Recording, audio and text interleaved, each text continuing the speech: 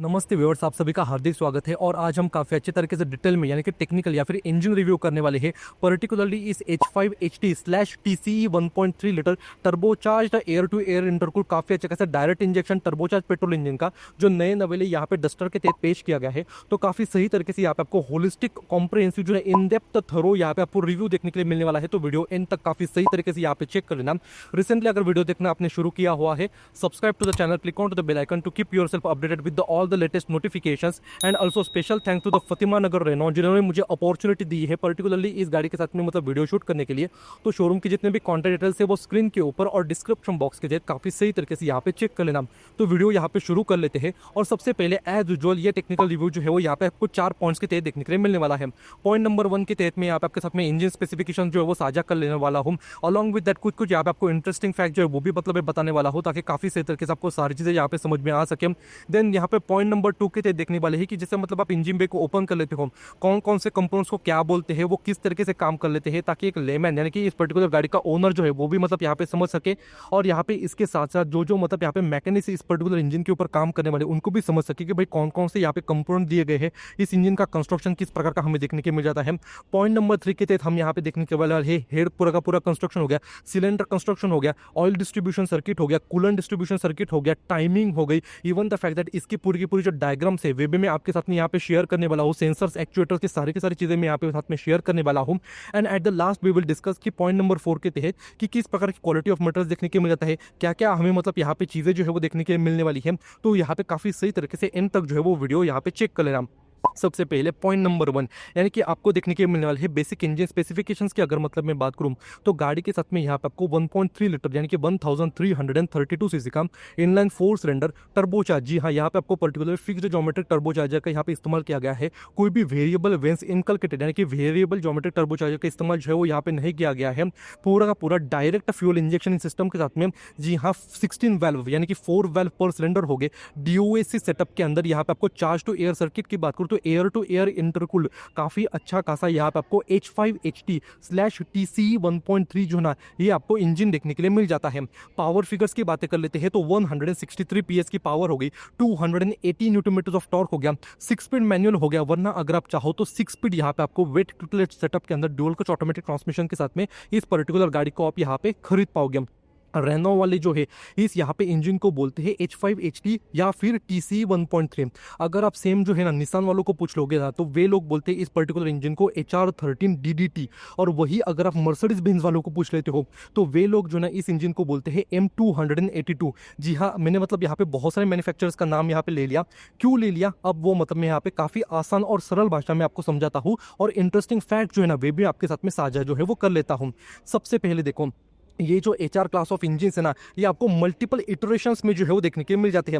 मतलब 1000 सीसी हो गया, 1200 सीसी हो गया, ये 1300 सीसी हो गया, 1400, 1500, 1600, 1700, even the fact that 1800 CC में भी यहाँ पे हाइब्रिड कॉन्फ़िगरेशन में ये इंजन आने वाला है। जब वो आएगा तब मैं उसका टेक्निकल रिव्यू बना दूंगा।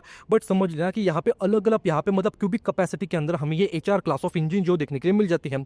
इन इंजन को प्राइमरी डिजाइन एंड डेवलप किया गया है मर्सिडीज बेंज के द्वारा, रेनो हो गई, निसान हो गई और मित्सुबिशी हो गई। All the let me tell you, जो 1300 सीसी के नीचे वाली इंजन है ना उसका मेजरली जो है ना इस्तेमाल किया गया है बाय द रेनो, निसान। वरना ऊपर वाले अगर मतलब मैं इंजन की बात करूँ यानी कि ये 1300 सीसी हो गया या फिर दूसरे कोई पर्टिकुलर इसकी इटरेशंस हो गई, उनका इस्तेमाल रेनो, निसान, मित्सुबिशी के द्वारा यहाँ पे उसके अलावा भी मर्सिडीज ने भी जो है काफ़ी अच्छा खासा यहाँ पे किया हुआ है। एक बात ये भी जान लो, ये सेम इंजन जो है ना आपको अलग अलग फॉर्म मतलब यहाँ पे देखो कि पावर आउटपुट के साथ में देखने के मिल जाता है। प्राइमरी अगर मैं बात करूँ तो 5 प्रकार के यही सेम इंजन कुछ मार्केट्स में जो है ना 115 PS की पावर बनाता है, 220 Nm का टॉर्क निकालता है। कुछ पर्टिकुलर यहाँ पे हमें देखने के लिए मिल जाता है यहाँ पे पावर आउटपुट जहाँ पे ये इंजन बनाता है 130 PS की पावर और लगभग 240 Nm का टॉर्क। कुछ यहाँ पे मार्केट्स के तहत या फिर गाड़ी के नुमा या फिर सेगमेंट के नुमा ये पर्टिकुलरली गाड़ी बनाती है 250 यहाँ पे मतलब Nm का टॉर्क हो गया या फिर मतलब 140 PS की पावर। बट मैक्सिमम यहाँ पे highest power and torque output की अगर मतलब मैं बात करूँ तो 163 PS की पावर हो गई, 280 न्यूटन मीटर ऑफ टॉर्क हो गया। उस पर्टिकुलर इटरेशन के अंदर पर्टिकुलरली रेनो के द्वारा इस इंजन को यहाँ पे इंडियन मार्केट में पेश जो है वो किया गया है। इवन द फैक्ट दैट अगर आप मतलब आज की तारीख में देखोगे नए वाली अपनी मर्सिडीज बेंज ए क्लास हो गई या फिर जीएलए हो गए, उन्हीं गाड़ियों में भी सिमिलर आपको A200 के तौर पे जो ना यही सेम टू सेम इंजन जो है वो देखने को मिल जाता है। ऑल तो वहाँ पे मतलब cylinder activation and deactivation technology को जो है मतलब इनकलकेट किया गया है, बट काफ़ी अच्छा खासा यहाँ पे हमें पेट्रोल इंजन जो है देखने को मिल जाता है। और भी कोई इंटरेस्टिंग डिटेल्स या फिर फैक्ट्स होंगी वे मैं यहाँ पे आपके साथ में शेयर जो है वो या फिर साझा जो है वो कर दूंगा। पॉइंट नंबर 2, देखो हुड को ओपन करने के बाद सबसे पहले यहाँ पे देखो साउंड इंसुलेटिंग मटेरियल देखने के लिए मिलने वाला है, ताकि इंजन की नॉइज वाइब्रेशन हार्शनेस जो है वो कैबिन के बाहर कैबिन के अंदर जो है वो सुनाई ना दे सके। Even the fact that engine काफ़ी अच्छा खासा गर्म हो जाता है, तो हीट की वजह से आपके हुड के ऊपर जो पेन को अप्लाई किया जाता है वो वहाँ पे डैमेज ना हो, उस वजह से यहाँ पे काफ़ी अच्छे से फेल्ट लाइनिंग का प्रावधान जो हो यहाँ पे किया गया है। काउ टॉप के एक बार जारी देखो, यानी कि किस प्रकार के यहाँ पे प्लास्टिक एलिमेंट का इस्तेमाल जो है वो किया गया है मैन्युफैक्चर के दौरान। इसी के अंदर आपके वाइपर की मोटर होती है, वाइपर का मैकेनिज्म होता है, वॉशर टैंक को भी इसी के अंदर यहाँ पे डाला गया है। तो जी हाँ, कार साफ करने के लिए जो वो पानी है आप यहीं पे जो है वो डालने वाले हो।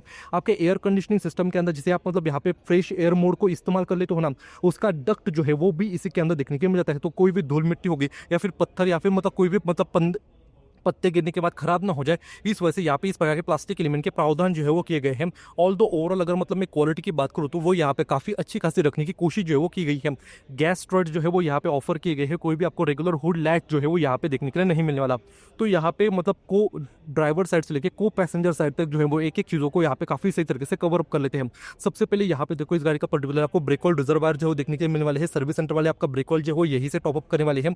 ट्रांसल्यूसेंट ब्रेक ऑयल का यहाँ पे मतलब प्रावधान किए गए हैं, यानी कि .4 कोई भी .3 यानी कि रेड कलर के अंदर ब्रेक ऑयल जाता है उसका इस्तेमाल जो आपको यहाँ पे बिल्कुल भी नहीं करना है। उसके साथ साथ यहाँ पे भी देखो आपको ब्रेक ऑयल लेवल सेंसर जो है वो भी देखने के मिलने वाला है। इनकेस ब्रेक ऑयल की मात्रा कम हो गई तो वो आपको इंस्ट्रूमेंट क्लस्टर के अंदर दिखा मतलब ब्रेक ऑयल या फिर मतलब ब्रेकिंग सिस्टम के अंदर कोई ना कोई दिक्कत है उससे रिगार्डिंग। यहाँ पे अगर मतलब नीचे चलो तो आपके ब्रेक ऑयल रिजर्वर के साथ में आपको इंटीग्रेटेड इस गाड़ी का ब्रेक मास्टर सिलेंडर जो देखने के लिए मिलने वाला है। उसके अंदर एक प्लंजर होता है, आगे पीछे घूमता है, काफी सही तरीके से ब्रेकिंग फोर्स को अप्लाई करने के लिए, हाइड्रोलिक प्रेशर को रेगुलेट करने के लिए जो आपको देखने के लिए मिल जाएगा। यहाँ पे अगर मतलब मैं बात करूँ तो पीछे जो है आपको इस गाड़ी का बड़ा सा ब्रेक बूस्टर जो है वो भी देखने के लिए मिलने वाला है, जो कि वैक्यूम ऑपरेटेड देखने के लिए मिलने वाला है। बट ये जो पर्टिकुलरली ब्रेक बूस्टर है उसका वैक्यूम यहाँ पे जनरेट करने के लिए डेडिकेटेड गाड़ी के साथ में आपको यहाँ पे वैक्यूम पंप जो है वो भी देखने के लिए मिलने वाला है, जो कि मतलब मैं यहाँ से दिखा देता हूँ। पर्टिकुलरली यहाँ पे आपको एग्जॉस्ट कैमशाफ्ट ड्रिवन जो है ना वो यहाँ पे वैक्यूम पंप जो है वो देखने के लिए मिल जाता है। उसके अंदर एक डायफ्राम होता है जो मतलब यहाँ पे काफ़ी सही तरीके से खुद को एडजस्ट कर लेता है, ताकि आप मतलब ब्रेकिंग पेडल को यहाँ पे प्रेस कर लेते हो तो काफ़ी अच्छा खासा यहाँ पे ब्रेकिंग फोर्स लग सके। Even the fact that braking force को एम्पलीफाई करने का काम जो है वो भी ये यहाँ पे कर लेता है। एयर कंडीशनिंग सिस्टम की लाइन यहाँ पे देखने के लिए मिलने वाली है।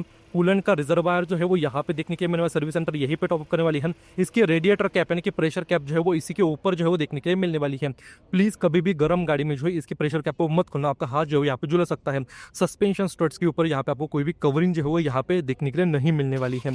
ठीक है, वो सारी की सारी बातें हो गई। यहाँ पे इस गाड़ी के पर्टिकुलरली इंजन माउंट जो है वो देखने के लिए मिलने वाली है। 3 प्रकार के इंजन माउंट होते हैं, ABC माउंट बोलते हैं। तो एक इधर हो गया, एक गियर बक्से के इधर हो गया, और एक इंजन के आपको नीचे वाले सेक्शन के तहत जो देखने के लिए मिलने वाला है। इसी के अंदर यहाँ पे भी देखोगे तो रबर के बूट्स होते हैं, ताकि मतलब इंजन चालू करने के बाद यहाँ पे इंजन हिलता है, ठीक है, तो वाइब्रेशन जो है वो बॉडी के अंदर ट्रांसफर ना, उस वजह से उसके प्रावधान की जाते हैं। पूरे के पूरे कास्ट एल्यूमिनियम में मतलब inner housing and outer housing जो है आपको इस यहाँ पे मतलब देखने के लिए मिलने वाली है। सर्विस सेंटर वाली इंजन ऑयल जो वो यही से टॉपअप करने वाले हैं, और यहाँ पे आपको एक काफ़ी अच्छा खासा खूबसूरत यहाँ पे कवर जो है वो देखने के लिए मिलने वाला है। आप एक बोलोगे कि सर आपने इतने सारे इंजन रिव्यू कर लिए तो ये कवर क्यों नहीं खोल दिया, तो मैं यहाँ पे बोलना चाहूँगा भाई ये गाड़ी ना यहाँ पे मतलब बहुत ही ब्रांड न्यू है, और मतलब यहाँ पे जस्ट लोगों को दिखाने के लिए यहाँ पे लाई गई है। तो मतलब इवन द फैक्ट दैट मेरे पास में अभी टूल नहीं है, इसके अंदर यहाँ पे क्लिप्स दी गई है, तो उसको यहाँ पे नीचे से पिन आउट करके यहाँ पे इस कवर को निकालना पड़ेगा। इस वजह से मैं यहाँ पे इस कवर को यहाँ पे नहीं निकाला हुआ है। स्क्रीन के ऊपर मैं पूरी की पूरी इमेज ऐड कर दूंगा कि इस कवर के नीचे कौन कौन से कंपोनेंट्स हैं, वो किस तरीके से दिखते हैं, तो उसकी भी पूरी की पूरी डायग्राम जो हो यहाँ पे कंफर्टेबली जो चेक कर लेना। इंजन और सर्विस सेंटर वाली यहाँ पे टॉपअप करने वाले हैं। इस गाड़ी का इनटेक मैनिफोल्ड यानी कि इनटेक प्लनम जो है वो रेडिएटर साइड देखने के लिए मिलने वाला है, एग्जॉस्ट प्लनम और वो सारी की सारी चीज़ आपको फायर वॉल की तरफ जो है वो यहाँ पे देखने के लिए मिल जाएंगे। ऑयल डिप जो है वो यहाँ पे रखी गई है। पर्टिकुलरली यहाँ पे भी देखोगे ना, इस गाड़ी का यहाँ पे आपको बड़ा सा यहाँ पे इस गाड़ी का अपर ऑयल सेपरेटर यूनिट जो है देखने के लिए मिलने वाला है for the purpose of positive crankcase ventilation system. तो यहाँ पे ध्यान सुन लेना कि भाई अपने इंटरनल इंजेक्शन मतलब कंबशन इंजन होते हैं, उनके अंदर एयर फ्यूल की मात्रा जलती है, बट बहुत बार ऐसे होता है कि आपकी एयर फ्यूल की मात्रा जो है वो सिलेंडर बोर के थ्रू यहाँ पे कैंकेस की सिस्टम के अंदर पूरी की पूरी मिक्सअप जो है वो हो जाती है। तो उस पर्टिकुलर यहाँ पे लोअर चेंबर के अंदर जो प्रेशर यहाँ पे बन जाता है उसको रिलीज करने के लिए, क्योंकि वहाँ पे इंजन ऑयल भी जो है वो मिक्स हो चुका है, तो वो कम करने के लिए यहाँ पे आपको अपर ऑयल सेपरेटर यूनिट जो है वो यहाँ पे देखने के मिलने वाला है। इसके साथ में वैक्यूम की लाइन्स को इंटीग्रेट जो है वो यहाँ पे किया गया है, ठीक है। ये सारी की सारी बातें हो गई। वरना यहाँ पे भी अगर देखा जाओ तो आपको यहाँ पे इस गाड़ी का particular electronically control throttle body जो हो यहाँ पे देखने के लिए मिलने वाली है। इस गाड़ी का मैनिफोल्ड प्रेशर के सेंसर यानी कि मैफ सेंसर सेकंड वाला जो है वो यहाँ पे आपको देखने के लिए मिलने वाला है। प्राइमरी वाला जो है इसके इनटेक के साथ में वहाँ पे इंटीग्रेटेड जो है वो देखने के लिए मिल जाएगा। चार्ज टू एयर सर्किट के आपको बड़े बड़े होज लाइन जो हो यहाँ पे देखने के लिए मिलने वाले, तो यहाँ से हवा चली जाती है।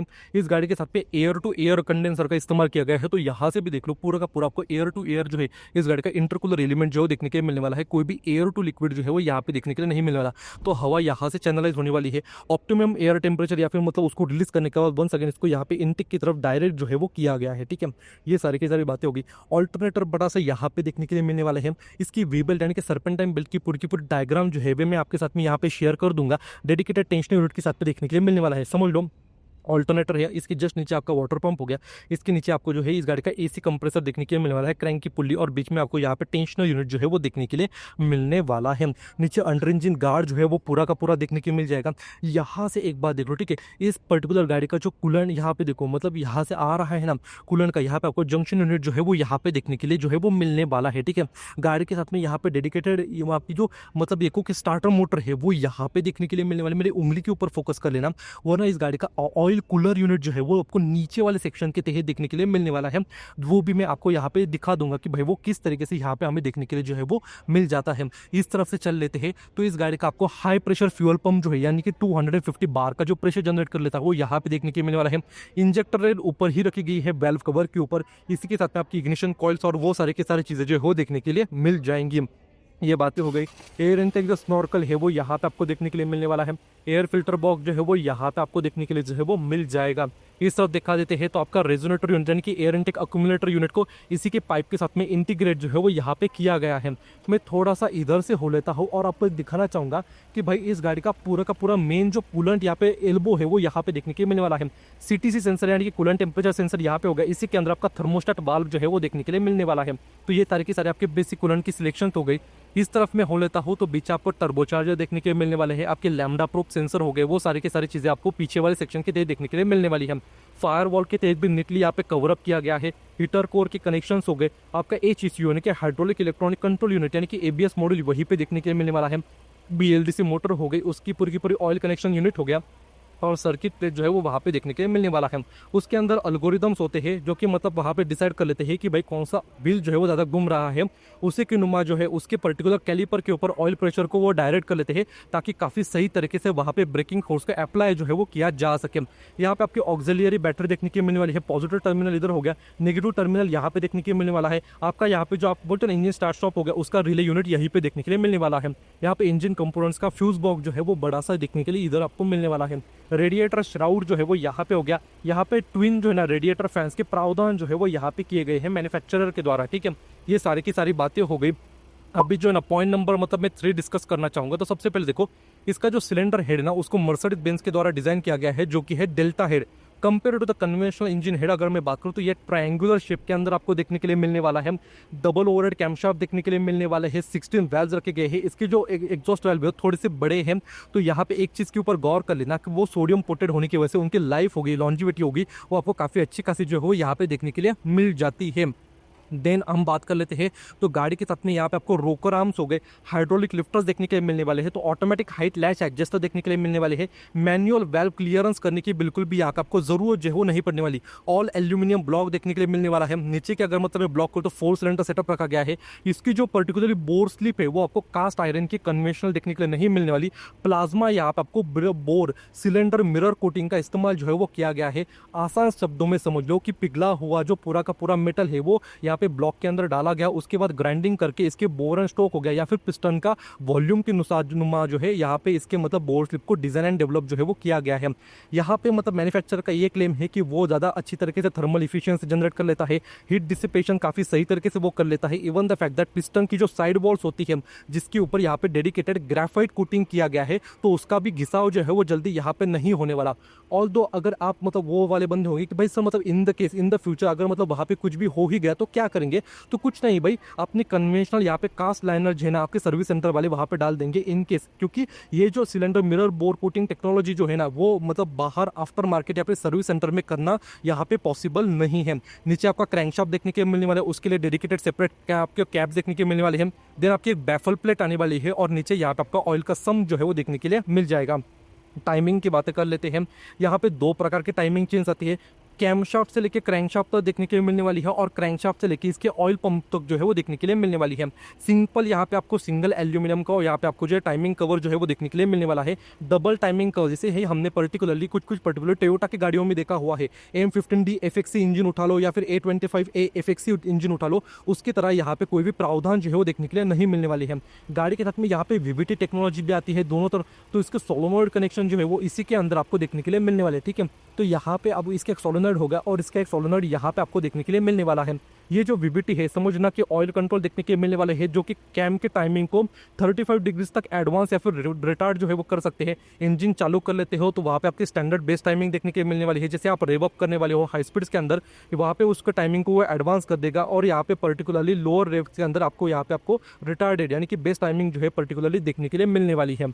इधर से मतलब मैं थोड़ी सी और चीज़ें दिखाना चाहूँगा। इसका लैम्डा प्रोब सेंसर है कि हीटेड ऑक्सीजन सेंसर यहाँ पे देखने के मिलने वाला है। इसका यहाँ पे electronically control waste gate module, इसके टर्बो चार्जर का आपको यहीं पे देखने के मिलने वाला है। ऑयल एंड कूलेंट कूल्ड इसका पूरा टर्बो यूनिट जो है वो देखने के मिलने वाला है हीट शील्ड के साथ में। ये सारी की सारी बातें हो गई। और यहाँ पे मतलब मैं एक चीज़ बात बोलना चाहूँगा, इसके जो पर्टिकुलर कूलेंट डायग्राम है काफ़ी ईजी और एफिशिएंट देखने के मिलने वाला है। आगे रेडिएटर रखा गया है, फिजिकल थर्मोस्टेट वाल्व देखने के मिलने वाला है। इसकी पूरी की पूरी जो डायग्राम है वे मैं आपके साथ में यहाँ पे शेयर कर दूंगा।